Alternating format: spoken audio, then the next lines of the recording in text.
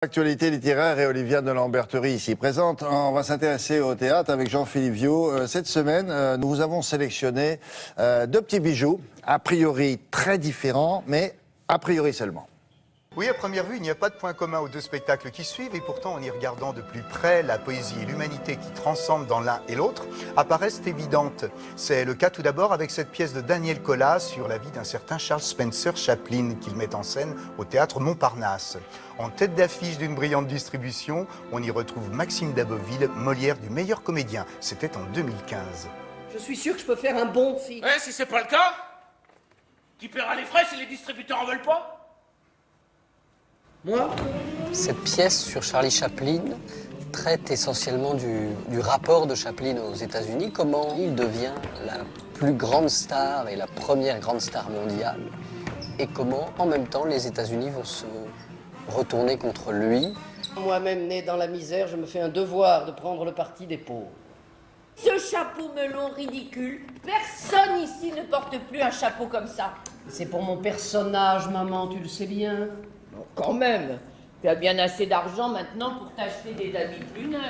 Je joue le personnage de Oona O'Neill, devenue Oona Chaplin à l'âge de 18 ans. On peut dire qu'elle est celle qui lui a apporté la sérénité, qui lui a permis de traverser les épreuves avec peut-être un petit peu moins de violence. Tu me donneras des enfants? T'aimes les enfants? Paulette en voulait pas, elle disait que je les aimais pas. Oh, bon, tu as fait le kid. On ne peut pas faire le kid si on n'aime pas les enfants. Hein. Oui, mais le kid, Oona, c'est moi. On voit en même temps cette grande traversée du XXe siècle, les deux guerres mondiales, le macartisme, la chasse aux sorcières. C'est une grande fresque historique aussi. En creux, c'est un petit peu l'histoire des États-Unis. C'est à la fois drôle et émouvant, et je pense que c'est aussi ce qui fait la force de ce spectacle. Il faut que ce film soit parlant, enfin. Quand on fait un film qui s'appelle Les temps modernes... Quelles sont vos opinions? Je n'appartiens à aucun parti politique, je ne suis le citoyen d'aucun pays en particulier, je resterai un homme libre.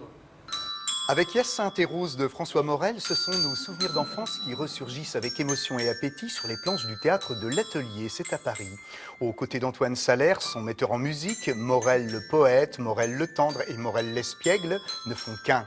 Il sait comme personne nous entraîner au cœur même du pays de l'authentique, là où joie, larmes et rires font la ronde. Ils avaient dû s'aimer, mais c'était il y a longtemps. Il est même probable qu'ils aient pu faire l'amour. L'existence d'une descendance de 12 enfants, de 9 petits-enfants, le laisserait fortement supposer. Hyacinthe et Rose, c'est une évocation de deux grands-parents que tout oppose et qui sont réunis par l'amour des fleurs. Et c'est un petit garçon qui raconte, on le voit grandir sous nos yeux. Le souci des jardins, le souci des jardins.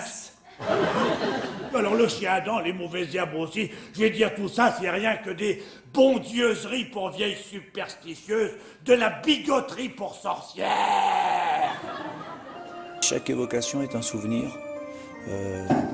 Tout est vrai puisque je l'ai inventé. Il y a des choses sûrement un peu autobiographiques et puis il y a plein de déplacements. C'est comme dans les rêves, il y a des déplacements. C'est aujourd'hui dimanche. Tiens ma jolie maman, voici des roses blancs. Mon envie, en fait, c'était de faire un spectacle qui serait une parenthèse d'humour, de tendresse, de gentillesse dans ce monde si violent. L'avenir s'ouvre devant moi, comme ce gros bouquet blanc dans la lumière de juillet. J'avais 17 ans et j'étais amoureux. Hyacinthe et Rose ont fait cérémonie à part. Enterrement civil le matin, religieux l'après-midi. À moins d'avoir un cœur de pierre, la pureté et l'authenticité de ces deux spectacles ne peuvent laisser indifférents tant l'émotion et le bien-être qu'il apporte au public est palpable. Avec le captivant Chaplin de Daniel Collas, c'est le combat d'un homme pour la liberté et la tolérance auquel on rend hommage. Quant à Hyacinthe et Rose, eh bien là, c'est toute la force de nos éclats de vie qui est là, sublimée par François Morel. Que du bonheur à prendre sans restriction. Bon spectacle à tous, à très bientôt.